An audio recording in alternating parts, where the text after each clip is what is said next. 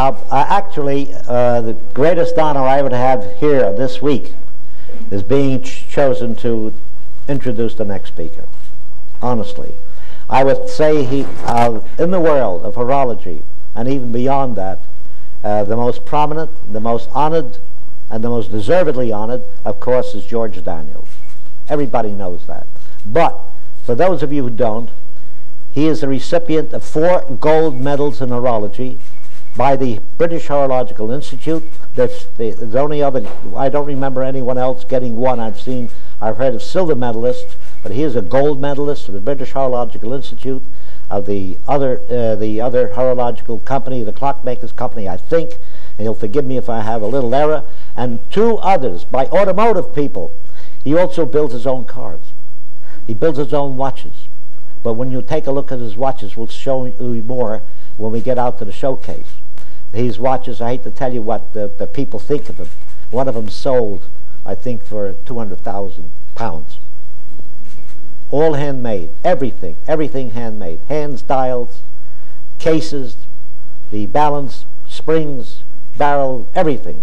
All, and his latest watch is a minute repeater, perpetual calendar, equation of time, and many, many other things, and set into a tourbillon. But most of all the people we've had lever escapements from Mudge's time to today without much change, his is the first escapement that has been a change, the first type of escapement natural.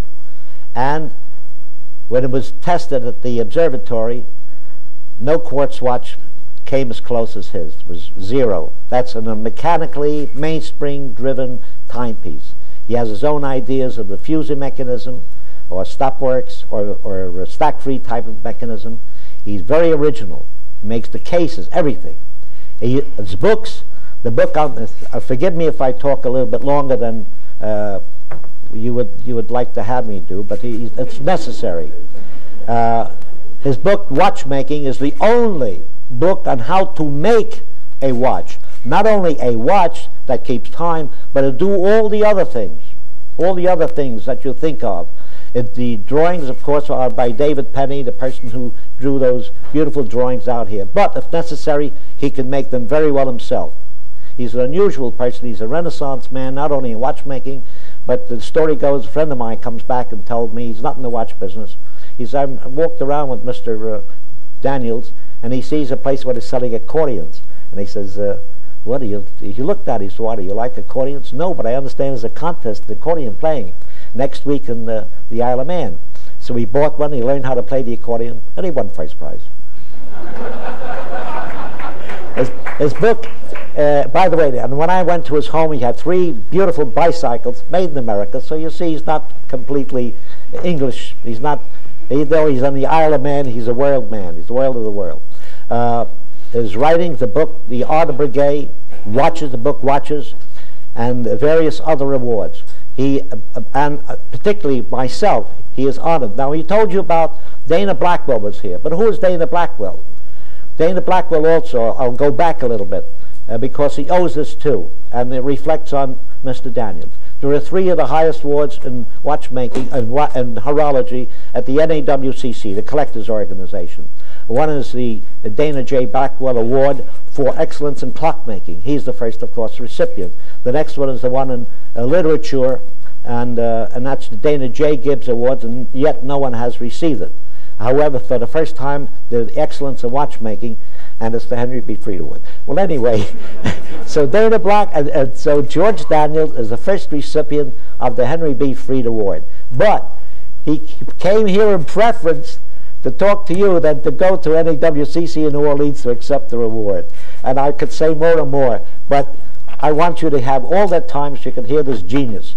Of all the people who will leave a mark in horology, it is Dana J. It's Dana too, but George Daniels, really, the man of the century.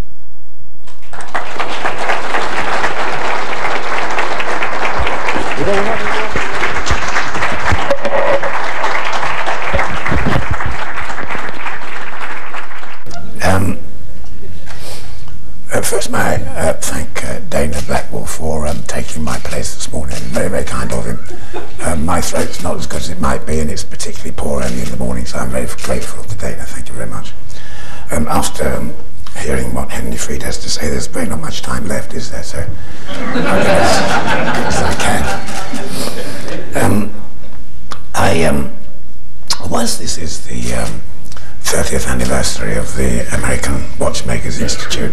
I'm not actually here for that purpose, although I'm very pleased to be here on this occasion, but I'm a volunteer, you know. I wasn't asked to come. In fact, I think they probably wish I hadn't come at all, but I volunteered to come, and they hardly could refuse, and I said I wanted to give a little talk in honour of my friend Henry Fried, because Henry first came to my notice over 40 years ago when I was a young student and I was looking for books to improve my knowledge, and I bought a book called the Watch Repairer's Manual, and the author was Henry Fried. And I'd never heard of Henry Fried, but I liked the book very much and I learned a good deal from it. And so of course in a way I could claim to have known him for 40 years, but in fact we've only known each other for about 10 years on a personal basis. And I've increasingly come to realise that Henry Fried is a quite unique man, and I've always seen him as the Dean of American Horology, a most extraordinary man, completely unpretentious, seems to have vast knowledge on every aspect of horology, but never pushes himself forward, always without prejudice of any sort.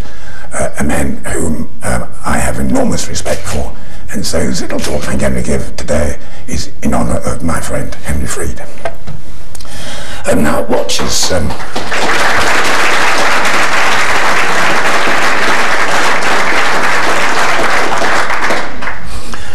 Watches have occupied my thoughts quite passionately ever since my very earliest recollections, and I first played with a watch when I was 5 years of age. I understand I didn't do it very much good. But they've occupied my mind in one way or another ever since then.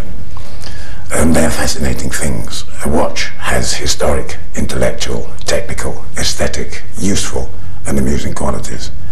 And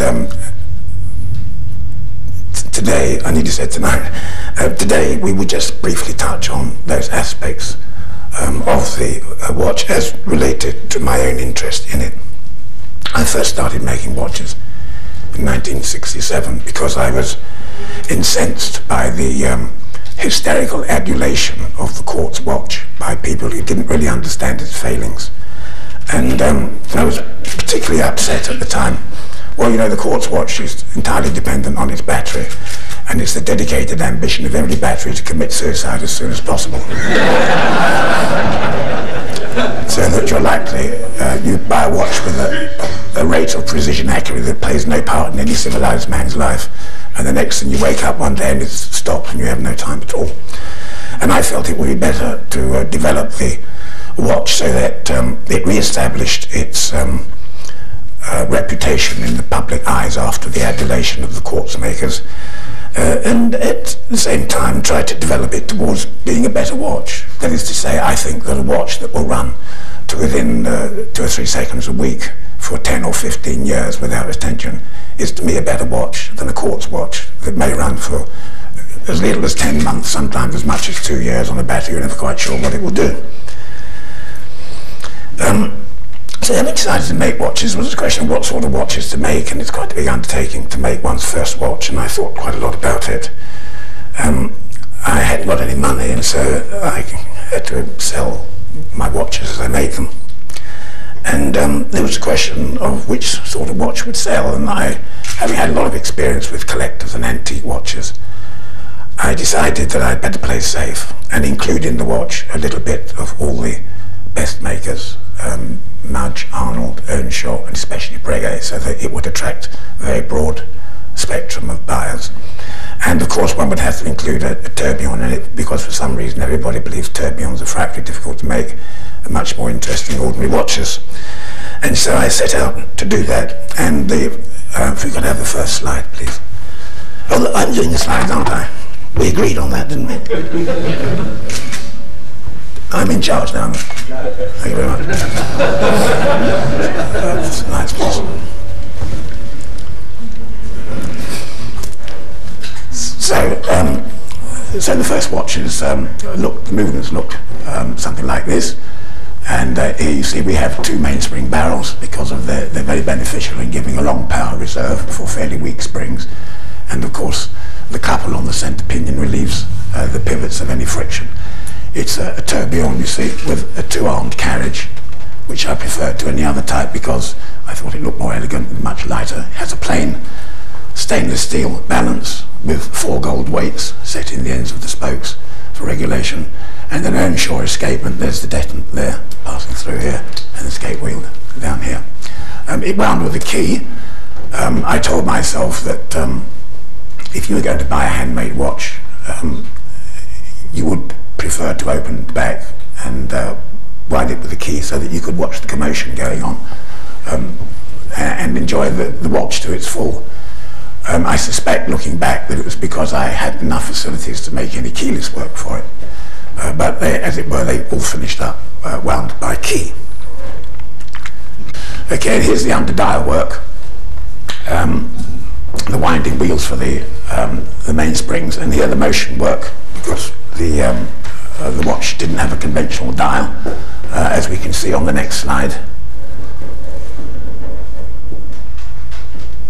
It looks like this, and it's slightly unconventional because I felt I wanted the watches to be different to other watches, and yet I couldn't think of anything different to do, and so I thought I'd just fox them by making this arrangement on the dial in which the hour hand advances from hour to hour, and when it gets here it flies back to 1 and starts again. The dials are silver engine turned, silver chapter rings, and all signed Daniels London, because I particularly wanted to re-establish the art of artist craftsmanship in London, where it had started in the 17th century. And so all the watches were signed Daniels London. And the style of the hands came out fortuitously, because if you draw a watch on a drawing board, in order to give it some substance, you have to put in a bit of weight on the hands, and so I scratched in an arrow there and a bar on there just to give it a weight, and since then all the hands were made like that. And the bow was of individual design. I didn't like the big heavy bows, nor winding crowns, and so the bow was fashioned especially for the watch, and it has a pivoted bow here, and I maintained that form of pendant throughout all the watches I made. Well, no, I made half a dozen of those watches, and they went very well, and I was quite pleased with them, but I was very conscious of the fact that I wasn't doing any more than really copying earlier watches, and if one wanted to do something to attract people's attention back to the mechanical watch, one would have to think of something more intelligent. And of course, it is the escapement that's responsible for the timekeeping, and if the timekeeping were to be improved, I would have to devise some other escapement. While making these watches, I became conscious of my own shortcomings in regulating watches. Regulating watches is quite a complex science, which we're not much concerned with now, because the factories do it all for us. They pin in the spring to the correct position after much experiment, and they regulate the watches, and all we have to do is clean them. But there is a considerable science in regulating watches, and I didn't understand it. So in order to help myself, I constructed another watch, which we can see in the next slide. That thing is still going. Oh, it's working now, is it? Yes. Oh, good.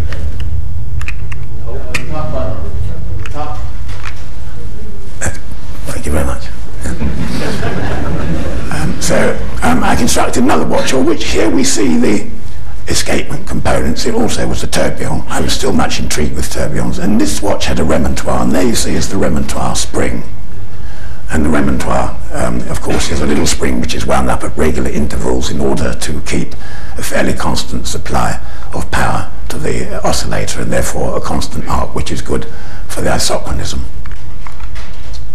Here it is assembled, and there you can see the remontoire spring beneath the carriage there, and here is a spring deton, but in this instance the deton is in tension. You see the escape rotates in this direction, and that was just a little idea to try and avoid the constant use of Earnshaw spring deton. And there's the works of the watch, and here's the remontoire train up here, There's the balance wheel in the carriage, still with a single arm, you see. And here's a little governor fly, and there's a brake drum. And when the remontoire goes off, the fly opens out and jams the shoes on the brake drum and maintains a steady speed of winding. That's an idea that I got from a Bugatti motor car clutch. And the watch is also has the equation of time, which is quite unnecessary, but you'll find when you start making watches that you're always looking for something to amuse yourself with. You need a massive mechanism here with a remontoire, because the balance has to be stopped before the remontoire runs out, which will happen if the mainsprings are allowed to run down. But this brake here, as the watch runs down, will fall down this cone and jam on the brakes on the balance and stop it running out. And there's the dial of the watch. And although the movement was basically the same as the earlier watches, I decided to have a different dial. Now, it had become increasingly apparent to those who bought the earlier watches that they couldn't tell the time by them. And so I thought we ought to have a somewhat more conventional dial, still with the eccentric hour and minute hand. And I always liked the idea of the seconds circle cutting through the minute circle. Still signed Daniels, London. I had lost my nerve up to that stage. And here is an up and down indicator to show the development of the mainsprings, and here is the equation of time scale. So with that watch, you see, with the remontoire, you can control the balance amplitude for quite long periods at fixed amplitudes, change them to fixed amplitudes, and in that way one can, for example, maintain the same balance amplitude with the watch in the vertical position as you would like it to run in the horizontal. And in this way one can begin to separate the separate escapement errors so that they can then be finally eliminated in a new watch by design, rather than fiddling about with the spring and the pins. So I now felt that having learned how to regulate a watch and learn how to make one, that it really was time I started to try and improve the mechanism. And the reason for wanting to improve it can be seen in our first bit of film, if we could have that, please. I made these films, which you're going to see, by making cardboard cutouts and painting black lines around the edge and then moving them a frame at a time on lock shots, such as animated cartoons are made. Can we have the first piece of film, please?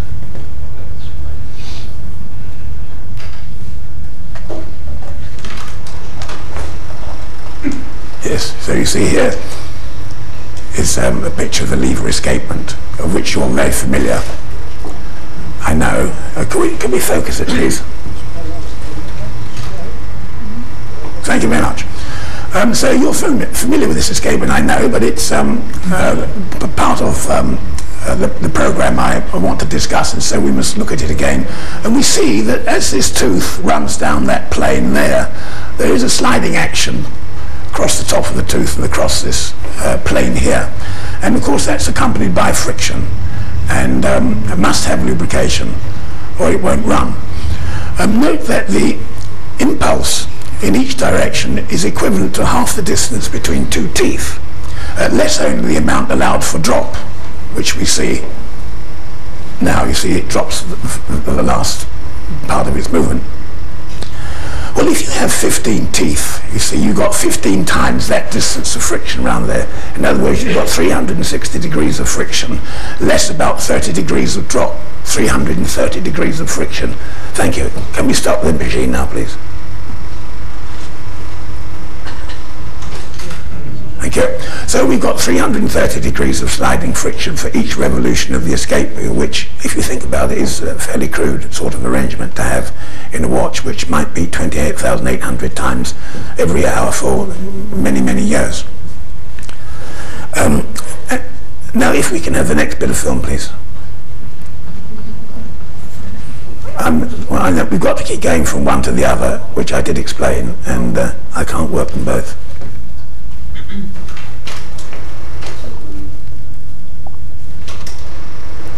So here we have a better arrangement. This is the detent escapement, which I'm sure most of you are familiar with.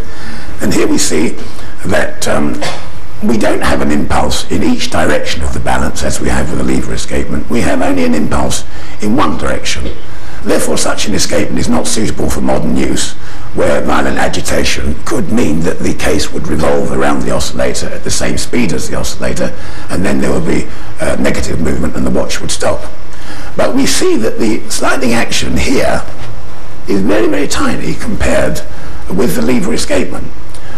For each whole tooth space, the amount of friction is not equivalent to the distance between two teeth, but only to a few hundredths of a millimeter on that pallet as it goes by. On the return vibration, thank you, can we stop that now? On the return vibration there is no impulse, and so of course the escapement is unsuited for use in a wristwatch. I wasn't particularly concerned with making wristwatches. I rather wanted to make watches for connoisseurs, but even so, I felt it wouldn't do any harm to devise an escapement that could give to each vibration of the balance the same kind of impulse that the balance received from the escape wheel of a detonate escapement, with that very, very tiny amount of sliding action. And there's another aspect to this sliding action. When the tooth drops onto the tip of the pallet, and the pallet advances, the tooth slides radially towards the centre of motion of the oscillator, just a few hundredths of a millimetre. And as the centre line is passed, the tooth turns and slides back until it reaches the tip of the pallet and falls off again. And this is a very, very beneficial action, because if you have a rubbing action that works first in one direction and then back in the other direction, it has a most beneficial effect on the materials. And you may recall that the pallet pivots of the lever escapement don't require any lubrication because they don't rotate, they oscillate. And when things oscillate, the surface of the metal is like the bristles of a brush, and it brushes backwards and forwards, and the bristles don't break off. If it rotates in the same direction all the time, the surface begins to break up. So this is a very, very beneficial action to have in an impulse mechanism that's required to work many thousands of times an hour.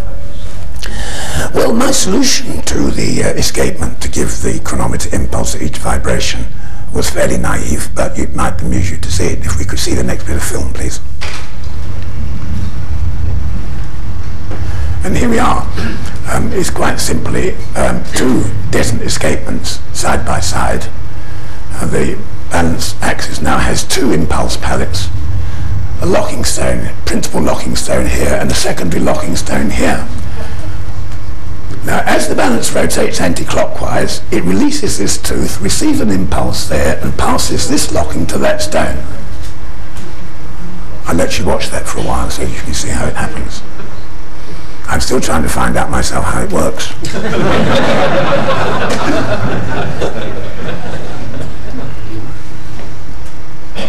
It's a complex escapement, but it works very well indeed.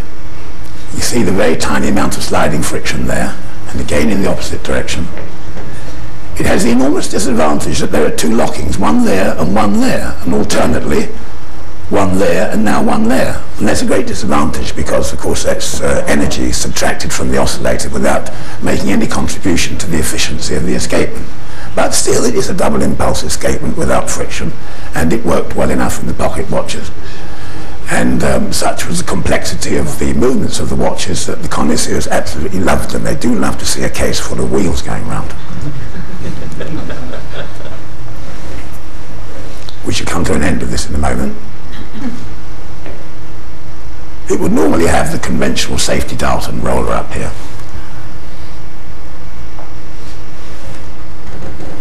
Good. Can we stop that now, please? Thank you. And that brings me onto the projector again, doesn't it? Good. And so that was the escapement. And now we see what the watches look like.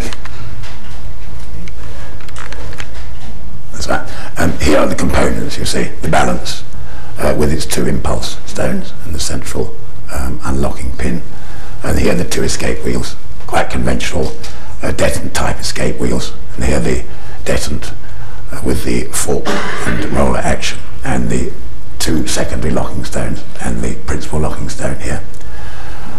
These watches turned out to be extremely good timekeepers, and so that I was able to detect in the springs I was using, which are Hamilton deck watch springs. I got some from Hamilton in Lancaster. I tried making my own springs, but it wasn't very successful, and I wasn't getting the correct hysteresis into the metal. It's a very, very complex business to make balance springs, so I was very pleased in the end to get some good springs from Hamilton. But I noticed that there was a slight residual temperature error in the springs. Not very important, because pocket watches are normally kept at fairly constant temperatures in the pocket. But still, if you're submitting a watch to observatory testing, then one should be able to compensate over the whole range. And so I fitted these little bimetallic strips here to the rim, and they were just sufficient to make the difference in the compensation.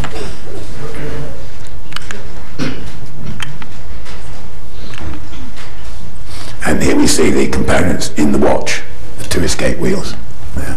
There's a central locking stone, which is cut hollow on its face, so that it will give draw to both wheels alternately. And here are the two secondary stones. And the quite conventional fork and roller action. There's the dart, you see, safety dart, quite conventional there. And then, of course, the box full of wheels.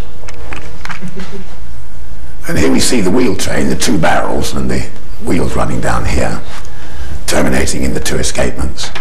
And this is a mechanism for the up and down the mainspring indicator.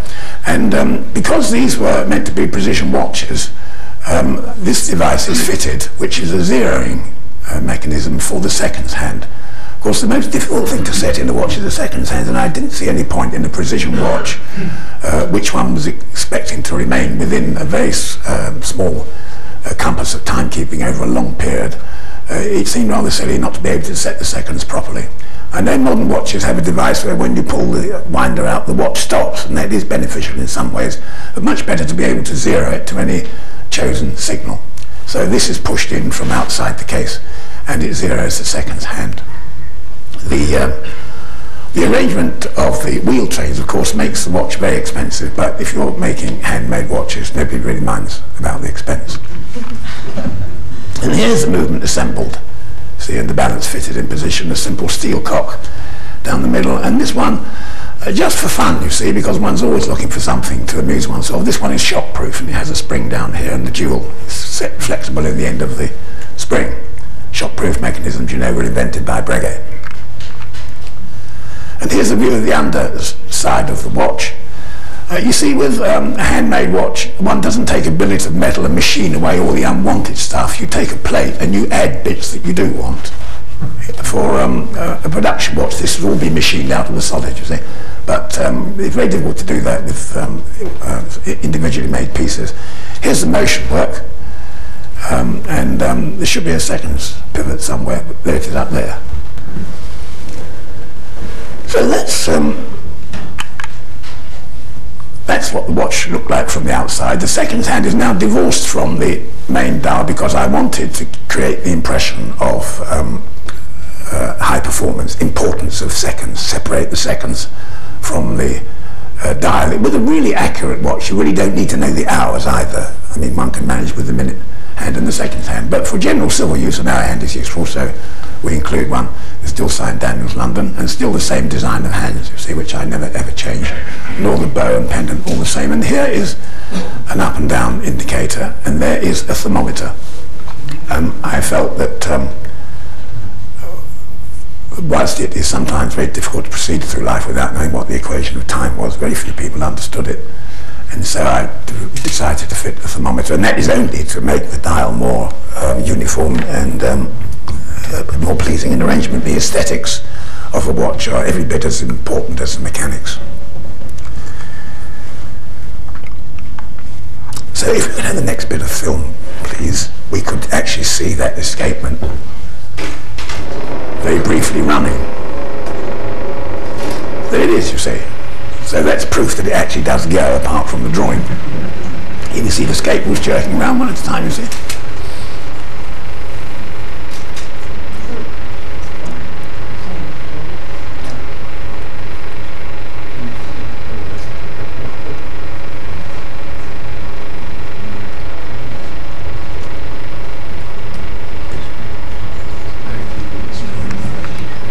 Thank you. Good, now, yes, I can see now.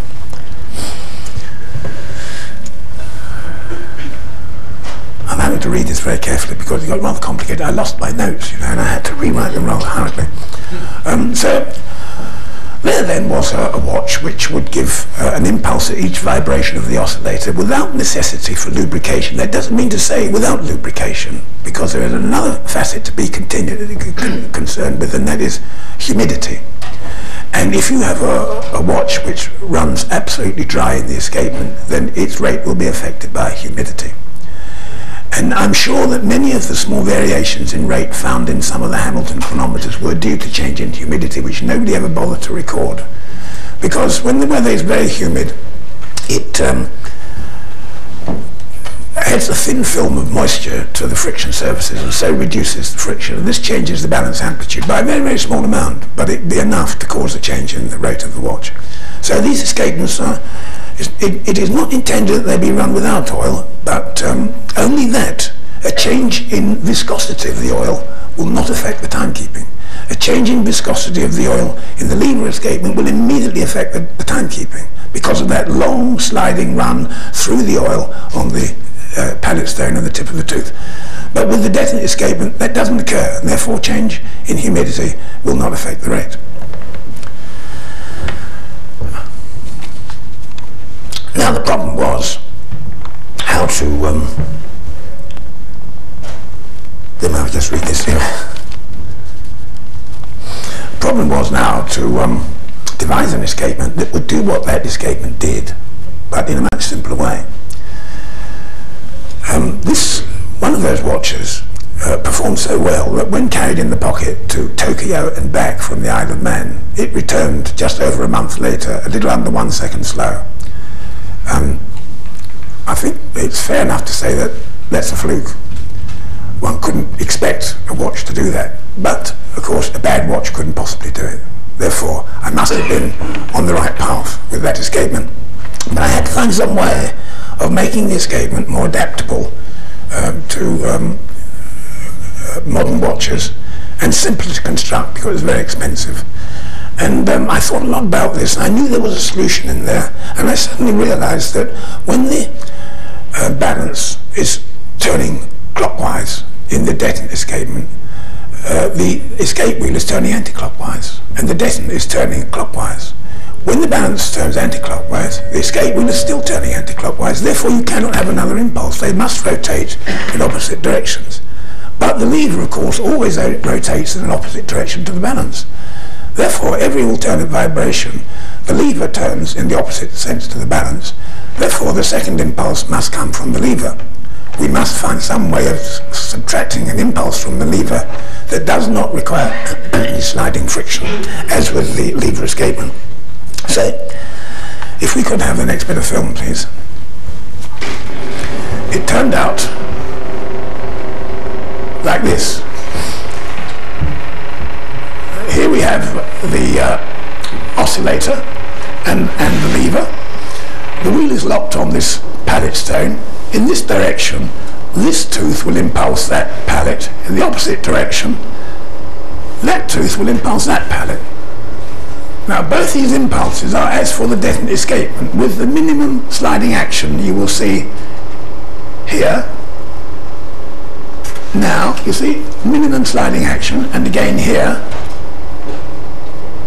minimum sliding action. So therefore we have an action which is not going to be affected by change in humidity of the lubricant, and we've dispensed with the second train of the watch, which would have filled up all this space, to make the whole thing very much simpler.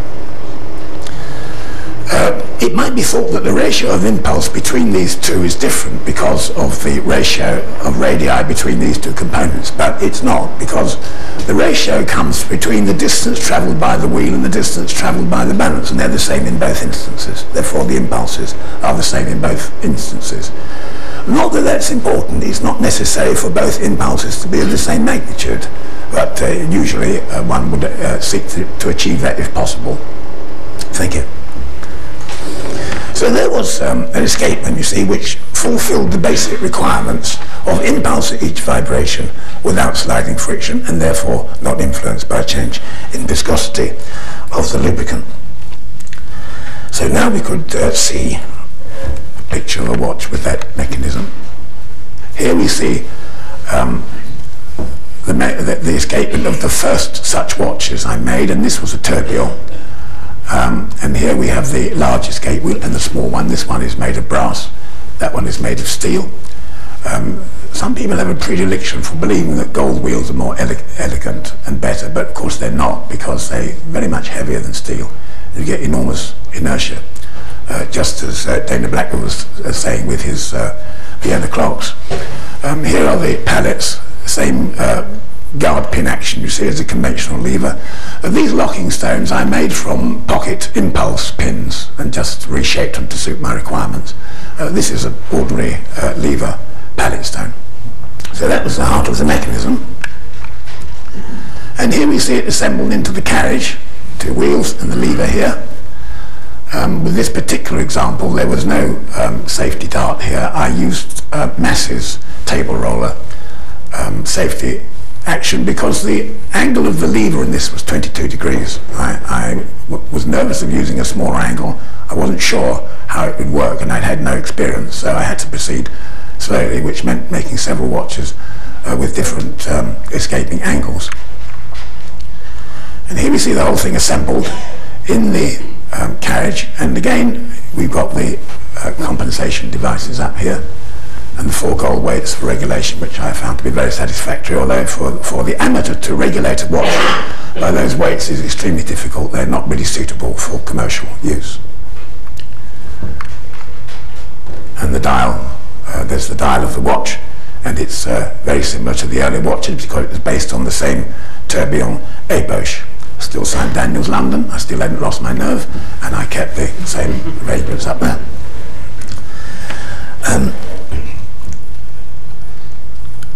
And then I decided to change the angles of the escapement again. This is a continuous process of experimenting. You know, the lever escapement started off with Thomas Mudge with the escaping angles of about 50 degrees. And the Swiss industry has steadily developed Mudge's lever escapement into a really beautiful and highly efficient mechanism. Were it not for the lubricant, it would be entirely satisfactory for sustaining the watch through the next 200 years. But it has taken a long time for it to reach its present peak of efficiency. And I'm quite sure that if this escapement were taken up, it would equally take a long time to develop it to peak efficiency. With a watch, especially in mass production, it's frightfully difficult for a manufacturer to make a change, because if he inadvertently lets out, as I believe the Howard Watch Company did once, a great many watches with a faulty escapement, you get instant condemnation by the public, who are totally unforgiving about that sort of thing. As a matter of interest on that watch, I submitted it to test at the Royal Observatory, and it did actually show 0 variation of daily rate in the horizontal position after 2.5 years of use, and had been dismantled twice, once by myself and once by a noted Swiss manufacturer who wanted to examine it, and reassembled without cleaning, and still it showed this very good rate. And one of the reasons was that I used these end stones in the watch. These are the end stones for the balance, you see, and I ground a hollow in there. And the principle of that is that the pivot rests on the edge of the crater, so that it's continuously biased into the hole, but it can't move into the hole because it's restrained by the jewel hole. As a consequence, the pressure on the side of the pivot is equal to the pressure on the end of the pivot. And in this way, one can eliminate the usual 3 seconds a day that one finds difference in rate between the horizontal and vertical rates of a watch. This was another type of tourbillon using that escapement. Here is the escapement, you see, down here, and these are made just again looking for variety and something more amusing. Here you see the carriage is driven from its periphery by this wheel here, and the object of that is that one can dispense with the 3rd pinion, which is placed under the tourbillon carriage, and the 3rd wheel, and the bridge for those pieces, and as a consequence the watch can be made, in the case of a pocket watch, about 2.5 millimeters thinner. And so these were very thin tourbillons, with the movements only 6 millimeters in thickness. And although we've still got this pendant, you see, I had at last caught up with modern technology and discovered keyless winding. And I felt it's high time I did something about it, because it really is a bit of a nuisance if you're travelling and you're looking around for a key to wind your watch. And if you attach the key to the watch, it usually scratches it. So I had to face up to it all in the end and devise the keyless mechanism. But I didn't like the idea of an enormous winding crown up here. You know, they tended to dominate the cases on most watches, and they completely destroyed the appearance of the English watch in the early 20th century. So much so that you will notice on English watches of the early 20th century that they had enormously heavy hands and very heavy black figures on the dial in order to distract some attention away from the weighty appearance of the case. And so I didn't want to use that, and I still don't. And to wind this watch, you simply pull the pendant up in one position and wind the watch, and tuck it back when you're finished, and it's locked in position. And to set the hands, you pull it up 2 notches. So that's very simple, and it worked very well. There's the movement of that, the dial of that watch. And again, just looking for a change, you see it now has gold chapter rings and gold seconds set in there, and these little plackets are gold set in, just to make a little difference, but still St. Daniel's London and the same hands, which I've not changed from. These are engine turned silver dials, and I think you can see the engine turning in this case, and one uses a different form of guilloche in each area, not for decoration, but simply to make the areas more distinct and separate from each other. Well, now, I took my escapement to Switzerland on invitation, and it was examined by several people, and I think they were quite intrigued with it, but they really didn't want to know anything about getting involved in manufacture it. And one of the reasons put forward was that the watch was too thick, the escapement was too thick with its 2 escape wheels and pinion.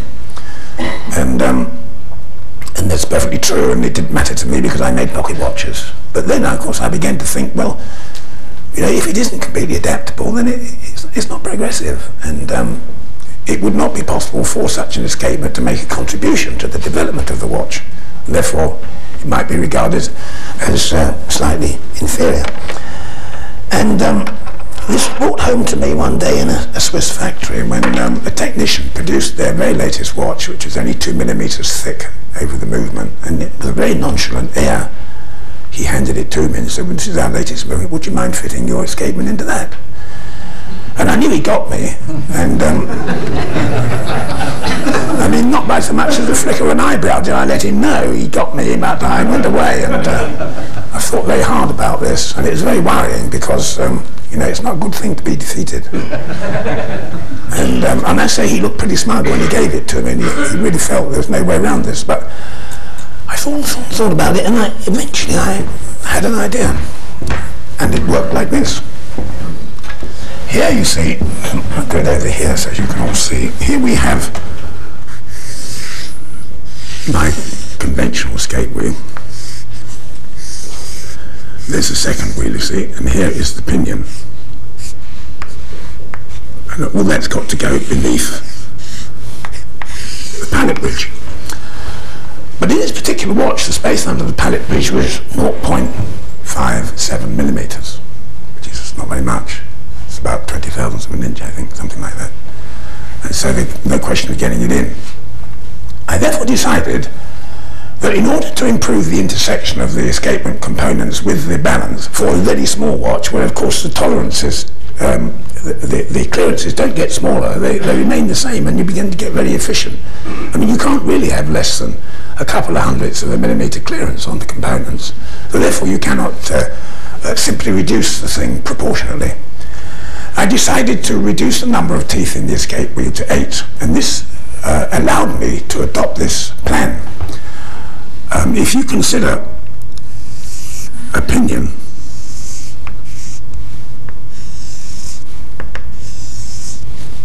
like that, imagine that's a pinion underneath, whatever. And then we have the wheel driving here, and that's driving in that direction, and that's the tooth of a wheel, you see, there, pushing that pinion round in this direction. Well, this is where the action takes place, on that flank. Nothing's happening to this flank, we don't need it. Why not then cut that out like that? Now we have a little point there. and use that for the impulse pallet to impulse the lever. And then you see, if you turn the thing sideways, you have, there is the escape wheel. I'm not doing this very well, I know. And there is the pinion. There's the pivots. And there's the balance cock, the pallet cock, and this is only 0.39 height. So it gets straight under that space without touching top or bottom. And I felt that could be the solution to my problem.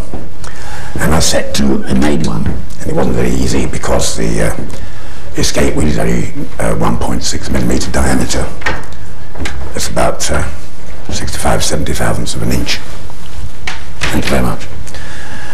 But I succeeded in the end. I managed to do it. And I got it all together, and I felt fairly triumphant about this. And so I took it back and showed the manufacturers. And we can see it working on our next bit of film, I think.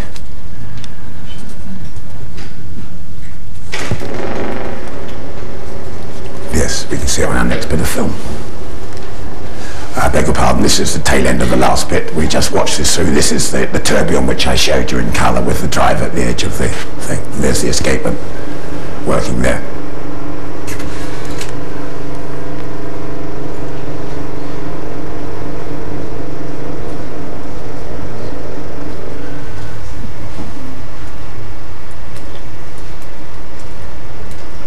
And there we are.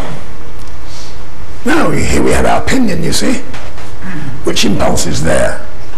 And this impulse comes from that tooth as before. The drive wheel doesn't need both sides of the teeth, so I cut them away just because it's surplus weight. And it adds nothing to the watch. So that solved the problem of getting the escapement into a very thin watch.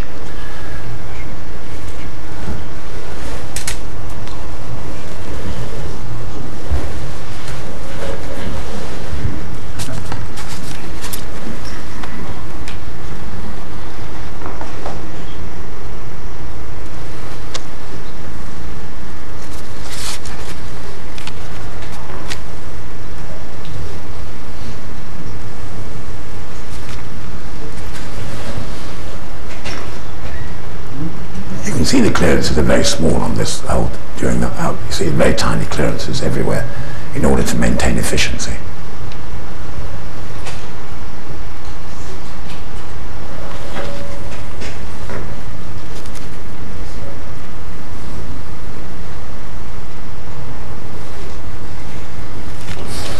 Thank you.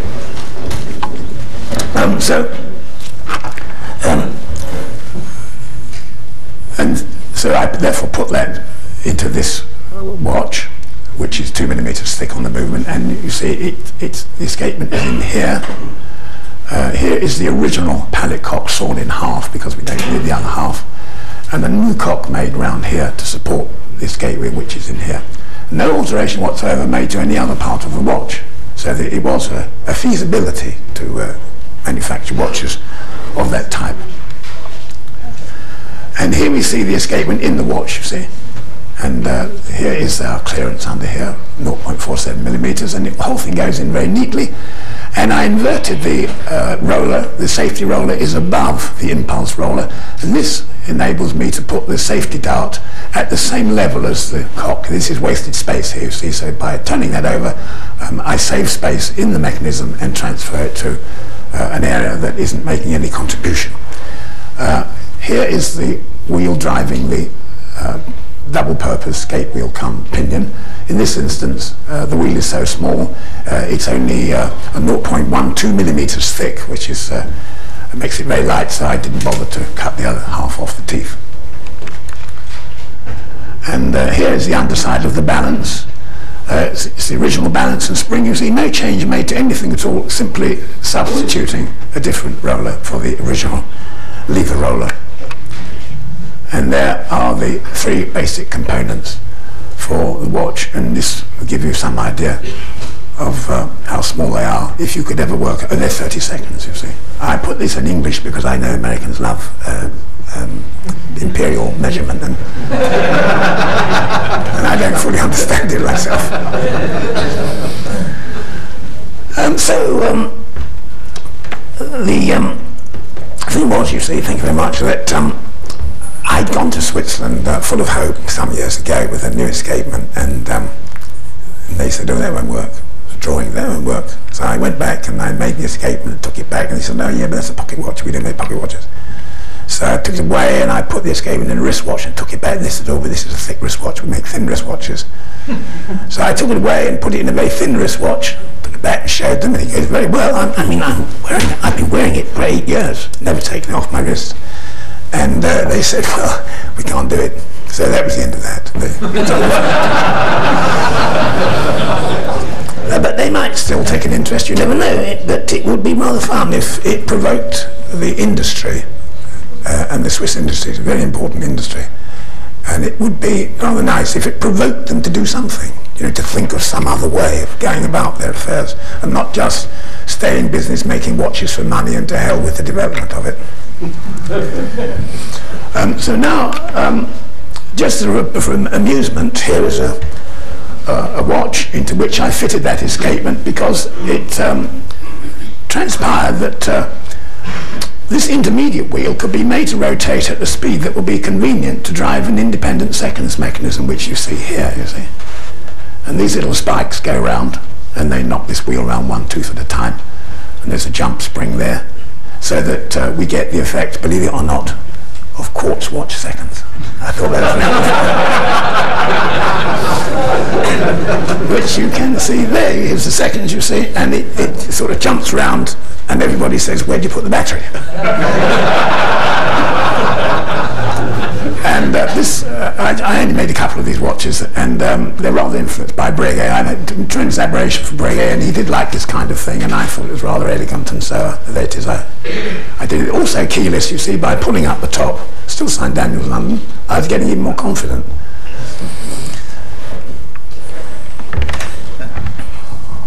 Now then, yes. Now I did mention the amusing aspects of watches, intellectual and amusing. And this watch, which we're going to see now, this is part of a watch which was originally one of those two-train watches with the double escapement in it. And when the Americans landed on the moon, I was so impressed.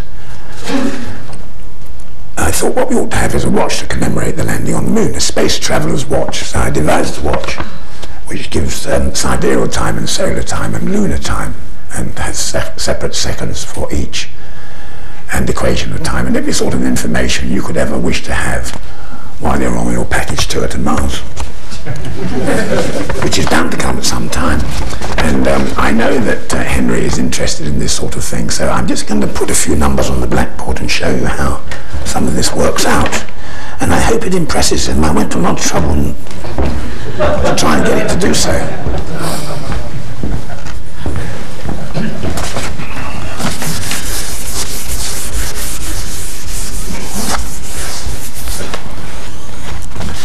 So, if we consider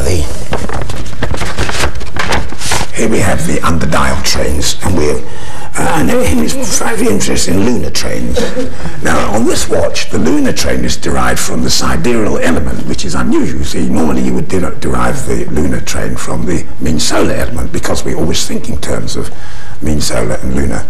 But by taking it from the sidereal train, here, among this is in effect a two-toothed wheel, you see, because it comes round only twice each revolution, and flicks on this detent here, which advances this wheel of 87 by one tooth each time. And the upshot of all that, if I can remember what I was supposed to be doing, is that we get a wheel of 87 upon 2 times 113 upon 83, and that equals 59.222891. And if we divide that by 2, because this is 2 lunar phases, you see, we get 29.61144 5, and that's a sidereal lunar cycle. And now we've got to convert that to mean solar time. Well, we can see at a glance that if we divide that by 1.002, I've lost it, 737,909, that equals 29.530593. And that's solar days per lunar cycle. And that equals 0.42 seconds per annum slow. So only 0.42 seconds per annum slow for the whole of the lunar cycles in 1 year. So it's a very close arrangement, closer than yours, Henry. He's a very difficult man to beat, you know. And then if we consider now the other side of the watch, so we can see what those wheels come to, and it's really interesting that the construction of the solar sidereal watch has been an intellectual exercise in horology ever since the 17th century. Because if you can solve the difference on a daily basis with a computer, and these solar sidereal watches are in effect a kind of computer, because they will compute for you every day the difference between these two times. It means that if you're a manufacturer of marine chronometers, like for example John Arnold, the only way you can regulate your chronometer is by the stars. Stars are not always visible, and when you do, you've got to make a correction each day. 3 minutes 55.55 seconds a day you've got to add to that the time you take, and this is confusing and can lead to error. But if you have a solar sidereal watch, then it will automatically every day show you sidereal time relative to solar time. Therefore, you check your sidereal time against your star whenever you can see the star, and you check your chronometer every day against the mean solar time. So therefore you don't have to make any calculations, and you can't make any mistakes. And George Margits... Hey? Don't erase it. See, I've been trying to copy your numbers down, and I can't see through you, and now you're going to take this priceless information away. I'll lend them to you. Okay, thank you. It'll be on the video. If you buy a copy of Watchmaking, you know they're in there. Oh, I've already got a copy. Okay, well then they're in the second edition. So if you haven't got a second edition, you have to buy one. So for the trains then, solar and sidereal, which we have up there, the most reliable figure was obtained by George Margits in about 1820, 1.8 seconds per annum difference between the two sides. But this watch has not only gives a closer rate, which is part of the intellectual exercise, but it also has separate seconds hands, which George Margits wasn't able to achieve because he put his solar sidereal ratios from the center wheels, whereas here they're derived from the escape wheels, and therefore we can have seconds for each, which is very important because if you're going to check your watch by the stars every day, it's not much point if you haven't got a seconds hand. And so the numbers go 80 times 75 times 83 times 28 upon, and these are the wheels for the train, and these are the pinions, 10 times 10 times 53 times 12, and that equals 16,268.571 vibrations of the oscillator at each hour.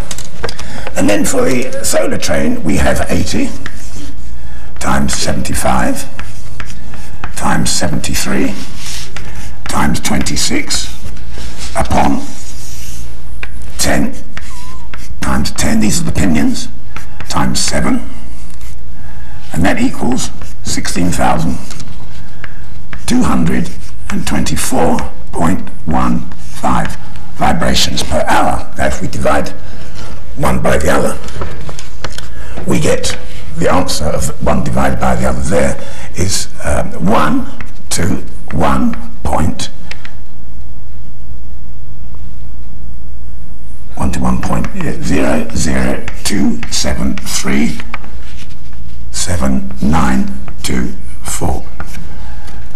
I used to be able to remember these numbers, you know, but I'm getting a bit garbled, I think. And so that is the ratio we get, from those two figures. Well, how useful is that? Well, the answer is that the truer figure for this is 1 to 1.002737909. And we can see at a glance that the difference between those two is 1, 2, 3, 4, 5, 6, 7, 1, 5. That's the difference between those two. 1, 2, 3, 4, 5, 6, 7 noughts, 1, 5. And that equals 0.42 seconds per annum. So the sidereal to solar ratio is 0.42 seconds per annum. So that neatly knocks 1.4 seconds off De Marget's result. This watch also has equation of time, which might interest you to know is very simple to arrive at. You need 73 times 40 upon 4 times 2 equals 366. And that's the number of sidereal days in the year. So that gives you the equation of time. So that was my desire to make this watch to commemorate the American landing on the moon. And the watch looks like this. There is an under dial view. Here is the large dial for the date of the month, which works in conjunction with the equation of time, which will come from there. And here is the lunar disk.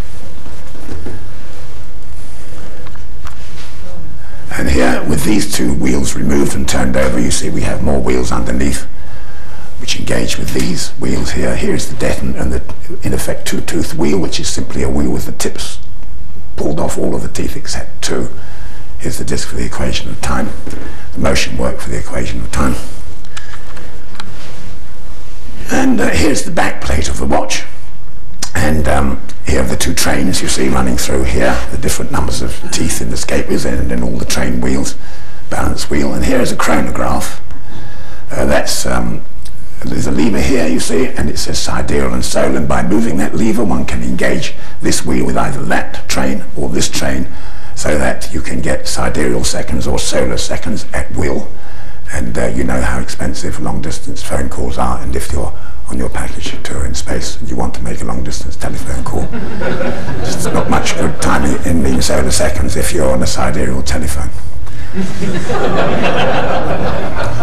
And then it's very important with such a watch, if it is to be useful, and I really wanted the Americans to take this to the moon next time, it's very important to be able to stop both seconds hands independently, and you can by moving these levers. Either train can be stopped for setting the mechanism to time. Here are the buttons for the chronograph. By pushing this button down, we rotate this wheel in the conventional manner, and this goes up and down to 0 it. But there's no side engagement of the wheels. The wheel is permanently engaged, and here is a lever which works a clutch down underneath here, sort of motor car cone clutch underneath there, so that there is no fidgeting of the pointer when the mechanism is engaged. And there's the dial, and here we have the sidereal symbol, there the solar symbol, solar time here, sidereal time there, 24 hours you see for sidereal time. Here are the moon phases, here the age of the moon, here the date in this aperture cut out of the dial surface, which agrees with the equation of time up here, and here is the seconds hand for the center seconds. So there is the Space Traveller's Watch, which I think might fulfill the descriptions of intellectual and amusing. It might even be useful one day. And then finally, that appears to be upside down, not very important. This is a watch which I made for an exhibition in London, and I decided it was time to abandon all my desire to make improvements in the watch. Why not turn the clock back 100 years and put in all the stuff they used to put in all those years ago to make the watch a bad timekeeper and inefficient because it's dragging so much work around with it. But this one does have a tourbillon with a Daniels coaxial escapement. There's the wheel, and it's the latest escapement with the intermediate wheel here. This is equation of time scale. That is an up and down indicator worked from that cone to indicate the state of winding of the springs. And here is the date for the equation of time. The gongs here, because the watch is a minute repeater. Here's a view under the dial of the perpetual calendar mechanism. And I think this is an original mechanism, and it has the merit that it's very simple in the section which deals with the leap year. Usually it's very complex. Either you have a dial, a subsidiary dial on the main dial, which gives 4 sets of months, which is impossible to read if you're over 12 years of age, or else you have a single indication on the dial, and you have to have a little planet wheel in here, which for a wristwatch is practically difficult to make and sometimes unreliable. But this mechanism dispenses with that. It has a separate cam inside here, which is worked by these wheels at the side. This lever works the moon phases up here, gathers 3 teeth per movement. Down here is a cam, lifts this lever, which falls off at midnight and advances this wheel 1 tooth. When it gets to the end of the month, the wheel lifts up this catch, the hand falls back to 0, and then this rack, which is engaged with a pinion underneath, knocks this lever and advances the month on the month wheel on 1 month. And down here is a small rack with a pinion, and there a bimetallic strip, and that works a thermometer on the dial. These are the levers at the edge for setting the calendar. The function of the calendar occurs at midnight for all functions, and it happens instantaneously. There's no creepy crawly. Everything happens bang on midnight at one blow, even the change to leap year. And there's no complication in setting because these levers can be used at any hour of the day to reset the watch. And here is the movement under the dial showing the minute repeating work, which is fairly conventional, based on the design of the conventional Swiss repeating work, which I think is attributable to Henry Katt.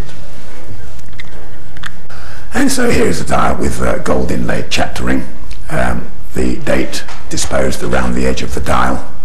The hand is retrograde, it advances 1 day each day, and at the appropriate end of the month it will fly back to 0. It doesn't cross the seconds dial.